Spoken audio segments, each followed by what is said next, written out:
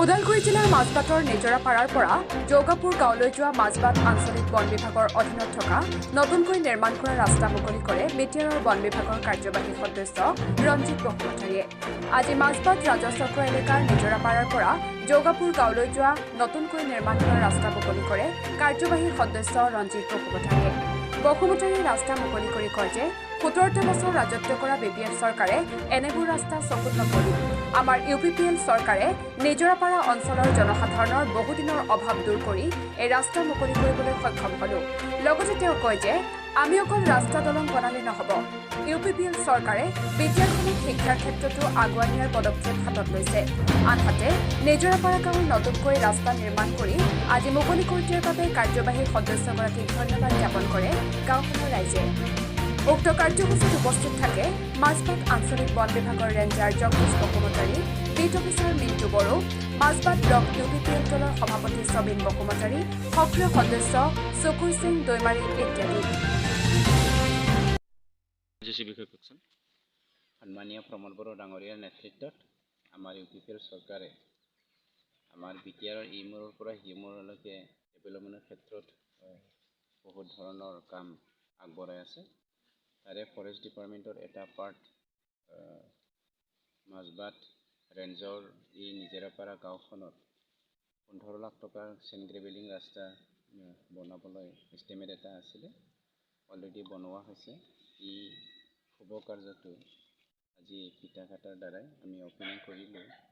গতিকে ভাল লাগিছে। আমাৰ দায়িত্বটো ৰাস্তা বনোৱা দলং বনোৱা মাত্ৰ নহয়, বিটিআৰ অঞ্চলটো ভাৰতৰ ভিতৰত আটাইতকৈ শিক্ষিত এটা অঞ্চল হিচাপে গঢ়িবলৈ আমাৰ চৰকাৰে প্ৰস্তাৱ গ্ৰহণ কৰিছে আৰু ইয়াৰ কাৰণে আমি কামো কৰি আছোঁ। আশা কৰোঁ আমাৰ বিটিআৰ অঞ্চলত থকা 35 লক্ষ জনসাধাৰণে সন্মানীয় প্ৰমোদ বড়ো ডাঙৰীয়াক আৰু আমাৰ চৰকাৰক সহায় কৰিব। বিটিআৰত দেখা গৈছে আমূল পৰিৱৰ্তন বিষয়ত আপুনি কি ক'ব? আমাৰ মানুহৰ মাইণ্ডছেটটোৱে পৰিৱৰ্তনশীল চিন্তাধাৰাৰে কাম কৰিছে। তাহানি 17 বছৰত BPF-এ তেনেকৈ সুবিধা কেতিয়াও দিয়া নাছিলে। তেওঁলোকৰ সৎ ইচ্ছাও নাছিল মানুহক ডিভাইড এণ্ড ৰুল কৰি পেলাই বড়ো অনাবড়ো সৃষ্টি কৰি বিভিন্ন ধৰণেৰে ধৰ্মৰ ওপৰত হাত দি পেলাই আমাক মানে নৰক যন্ত্ৰণাত ভুগিবলৈ বাধ্যতা কৰিছে। গতিকে সেইবোৰৰ পৰা মুক্ত হ'বলৈ পাৰিছে মানে এজন ভাৰতীয় নাগৰিক হিচাপে আমাৰ যি মৌলিক অধিকাৰ ক'বৰ পৰা যি অধিকাৰ, সেই অধিকাৰখিনি আমি আজি পাবলৈ সক্ষম হৈছোঁ।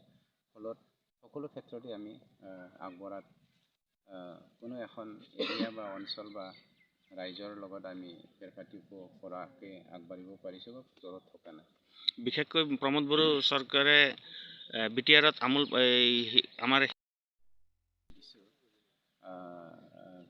এইটো ছেকেণ্ড ফেজ, আমি 50জনকৈ প্ৰতি ফেজত পঠিয়াই দিছোঁ।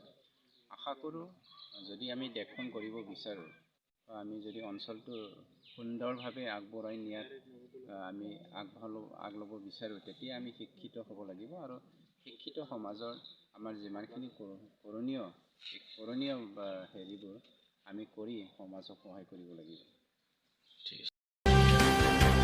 ওদালগুৰিৰ পৰা জটিল দাস ৰিপৰ্ট, অমৃত নিউজ।